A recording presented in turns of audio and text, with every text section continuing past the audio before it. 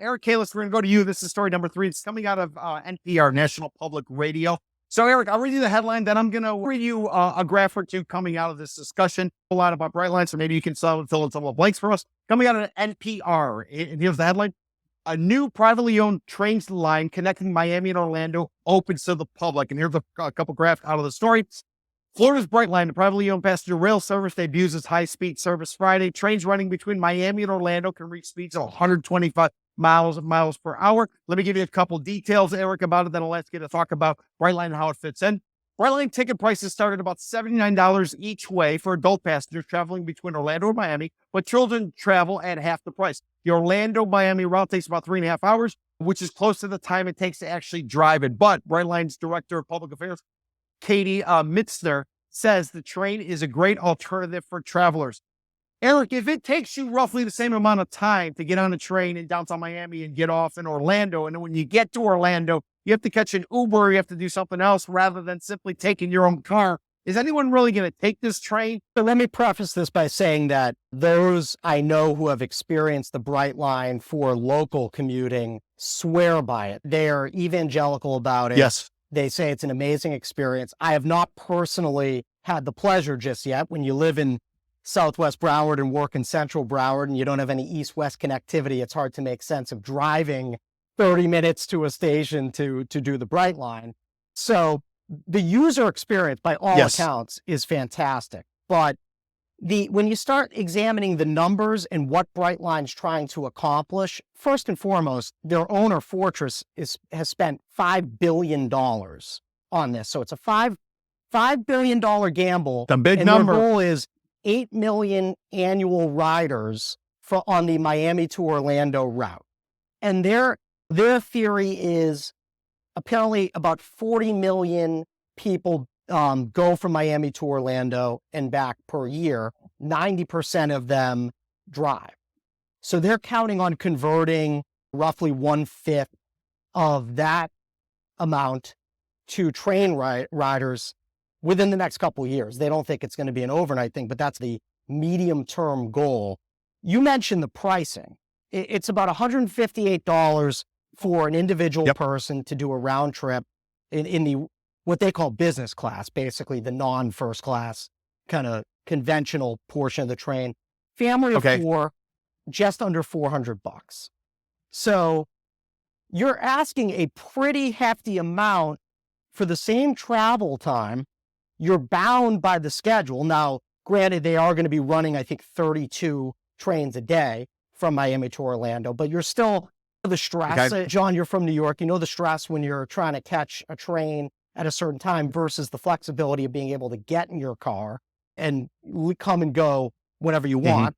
On a family weekend with Disney, usually it's that day you're leaving, it's first thing in the morning, I got to get out of this place and get me and my kids back home. Right.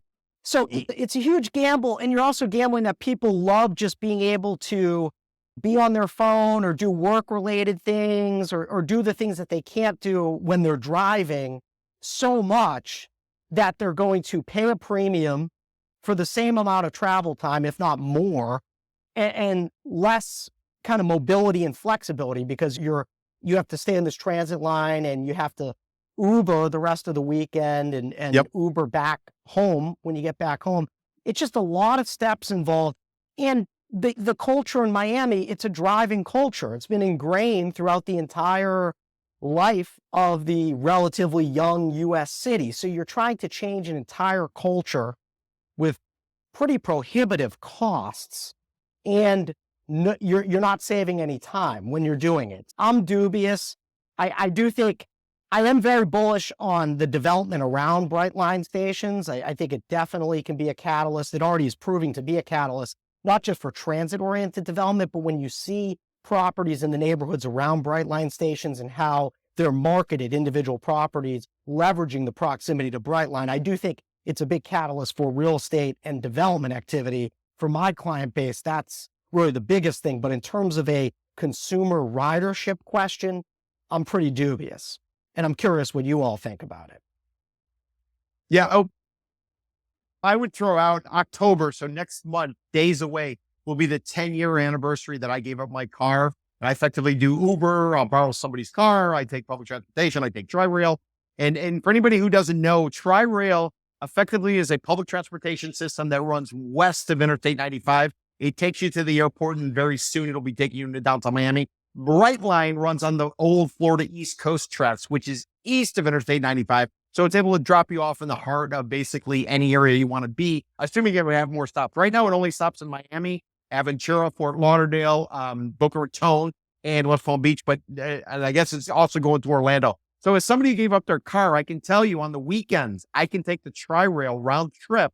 Basically, it's under $10, all I want to ride. And if I compare that to going to Orlando for $79, you say, yeah, but you can't get to Orlando. What I will tell you is I've taken the buses before, and anybody's ever taken a bus down here, you can get on these buses, which will go from Miami to Key West, Miami to go to Orlando. You're never in for more than $50 each way. They have Wi-Fi going, it's air conditioned, the chairs lean back. It's difficult to see how somebody on a minimum basis is going to drop $79 to go to Orlando, another $79 back. And then once I get there, I got to call a freaking Uber. But John, Mr. Fakler, any thoughts? The interesting thing to me was the financing of the project. And I think they sold public bonds, if I'm not mistaken, government-backed bonds to do the bulk of the construction of the rail. From a financing standpoint, I think they got a good deal, and they can spread that out. As far as the interesting thing to me, too, is the connectivity between Orlando and Miami and the tourist numbers. And I think they'll be able to sell packages where you might be, let's say, a European tourist in Orlando, and you don't want to rent a car, you don't want to drive in the US, but now you have this train that takes you to Miami for your Disney cruise or for your Royal Caribbean cruise or whatever. And you don't have to rent a car. You just hop on the train in Orlando, get to Miami, get on your cruise. And now you've combined the theme parks with the cruise, which I think that makes a whole lot of sense to me. It's a great point, Sean. And I would just throw out for the public, and we're going to go to Mr. Fakler next story. I would throw out to the public, Richard Branson, who has a cruise line down here in Miami called Virgin. They actually were an investor with Brightline. And at some point, the name had actually changed. They were supposed to, they got involved right before the pandemic. After the pandemic, Virgin and Richard Branson basically pulled out. So they disappeared. So a lot of wealthy, smart, intelligent business people think it's going to make sense. We'll have to see how it plays out.